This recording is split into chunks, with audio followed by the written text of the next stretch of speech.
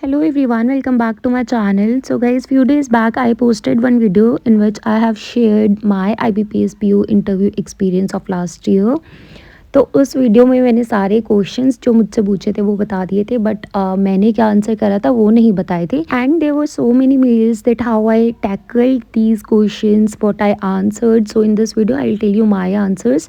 ये सारे आंसर्स अभी तक मेरे फ़ोन में नोट्स में लिखे हुए हैं. I am not including banking questions in this video. Banking questions के जो आंसर्स होते हैं वो तो स्टैटिक पार्ट होता है, वो सबको पता होगा. आरबीआई गवर्नर मुझसे पूछा था RTGS full form, private public bank में डिफरेंस, तो ये सारे आंसर्स मैं इंक्लूड नहीं कर रही हूँ. बट येस, इंट्रोडक्शन में मैंने क्या बोला था, why banking after MBA, why Canara Bank is my first preference, strength and weakness, situational based question जो मुझसे पूछा था कि अगर पासबुक प्रिंट मशीन काम नहीं कर रही है तो आप कैसे कस्टमर को हैंडल करोगे. ये सारे क्वेश्चंस के मैंने क्या आंसर करे थे इंटरव्यू में वो मैं आपको इस वीडियो में बता दूंगी. So the first question that was asked was about my self, my introduction. And तो इंट्रोडक्शन सब लोग प्रिपेयर कर रहे होंगे अनिल अग्रवाल सर की प्लेलिस्ट से या फिर गूगल पर सर्च करके, राइट. तो ऐसे ही मैंने भी करा था. हर जगह मैंने रिसर्च करी थी और जो लाइंस फिर मुझे बेस्ट लगी थी वो मैंने अपने नोट्स में लिख ली थी. सो इंट्रोडक्शन प्रिपेयर करा मैंने. इंट्रोडक्शन आप सब लोगों ने भी प्रिपेयर कर लिया होगा. एंड जो मेरी क्लोजिंग लाइन थी that was, in 2022 I made a determined choice to be a banker which has blessed me with this moment and I intend to make the most of it. तो मैंने introduction देने के बाद last में ये line बोली थी. Guys, इस वीडियो को बनाने का पर्पज़ ये नहीं है कि आप सेम लाइंस वहाँ पर बोलो या फिर मैं आपको सजेस्ट कर रही हूँ. मैं सिर्फ ये बता रही हूँ कि मैंने क्या आंसर करे थे. आप अपने आंसर मेरे आंसर्स के अकॉर्डिंगली मॉडिफाई कर सकते हो इफ़ यू वांट. सो मैंने ये सारे क्वेश्चन आंसर्स प्रिपेयर करने के बाद ही मॉक इंटरव्यू के लिए ऑप्ट करा था. I will suggest you also कि सबसे पहले सारे क्वेश्चन आंसर्स जैसे भी आप रियल इंटरव्यू में करने वाले हो वो सब प्रिपेयर करने के बाद मॉक इंटरव्यू के लिए ऑप्ट करना और वहाँ पर एज इट इज़ आंसर बोलना. तो गाइडली का एक मॉक इंटरव्यू होता है, x IBPS PO interview panel member हैं वहाँ पर मिस्टर वेंकटेश्वरलू सर. तो वो वहाँ पर इंटरव्यू लेते हैं. मैंने उनको ये सेम आंसर्स बोले थे और उनसे पूछा भी था, उनका सजेशन भी मांगा था कि सर ये ठीक है ना, अगर कुछ इम्प्रूवमेंट करनी है तो आप मुझे बता दो. आप भी ऐसे ही करना, सारे क्वेश्चन आंसर्स पहले प्रिपेयर कर लो और फिर मॉक इंटरव्यू के लिए ऑप्ट करना. गाइडली का जो मॉक इंटरव्यू है that will cost you 599 rupees and you will get extra 12% of if you will use the coupon code PC12. I will drop the link in the description box. If you are interested, go and enroll for this. So ये one on one interview होता है. Mister Venkateswarlu sir आपका interview लेंगे जो कि ex IBPS panel member है and you will get real interview experience. I will drop the link for this in my description box. You can enrol from there.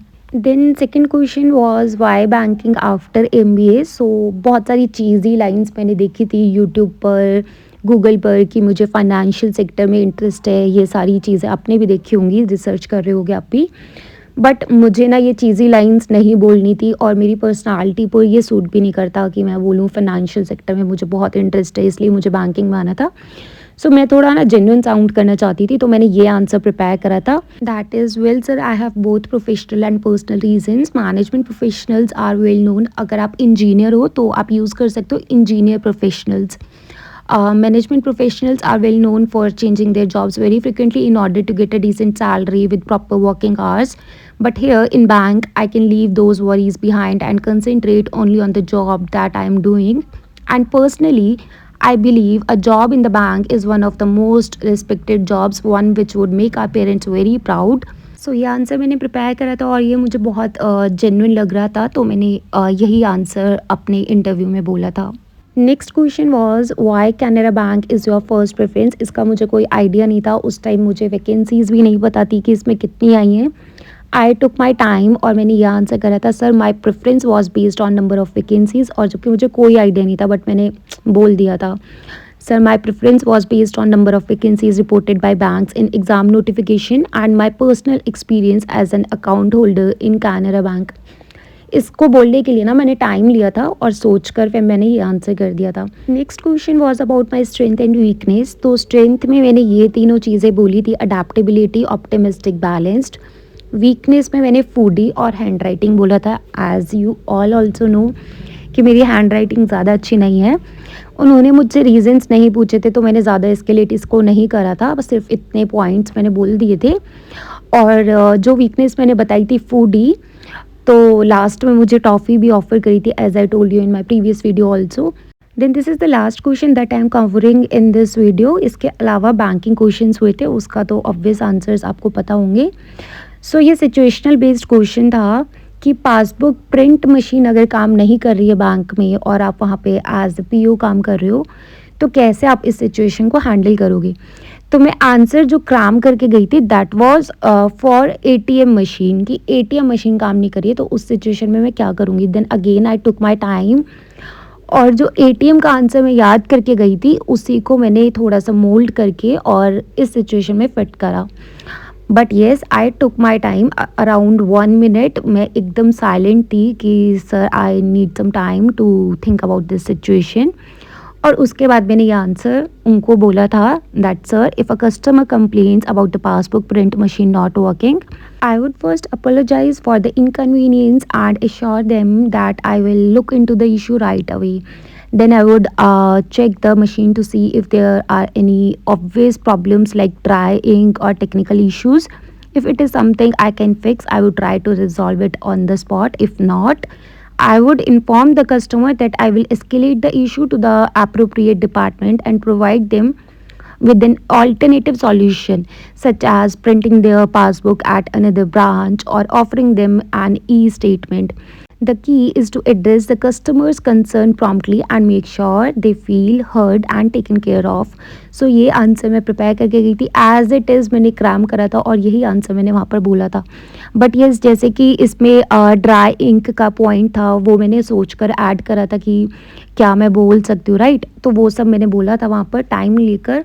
इसके अलावा मुझसे बैंकिंग रिलेटेड क्वेश्चंस पूछे गए थे जो मैं प्रीवियस वीडियो में कवर कर चुकी हूँ। आप लोगों ने वो वीडियो नहीं देखी है तो जाके देख लेना, आई will drop the link in the description box. So banking related questions आप अच्छे से प्रिपेयर करना। मैंने ना एक क्वेश्चंस के नोट्स बना रखे around 30-40 questions, I don't remember, वो मैंने पूरे लिख रखे थे। तो मैं सिर्फ उतने बैंकिंग रिलेटेड क्वेश्चंस प्रिपेयर करके गई थी, उसकी पिक्चर मैं आपके साथ टेलीग्राम चैनल पर शेयर करूँगी। आप भी वो सारे क्वेश्चंस तो 100% प्रिपेयर करके जाना।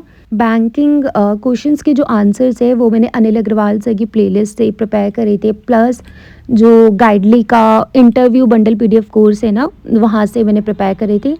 तो गाइडली का क्या, एक तो मॉक इंटरव्यू वाला पैकेज है और एक पैकेज है जिसमें आपको इंटरव्यू का बंडल पीडीएफ कोर्स मिलता है। दोनों के लिंक मैं डिस्क्रिप्शन बॉक्स में ड्रॉप कर दूंगी, आप दोनों के लिंक चेक कर लेना और देख लेना अपने अकॉर्डिंग, अपने बजट के अकॉर्डिंग जो आपको ठीक लगे।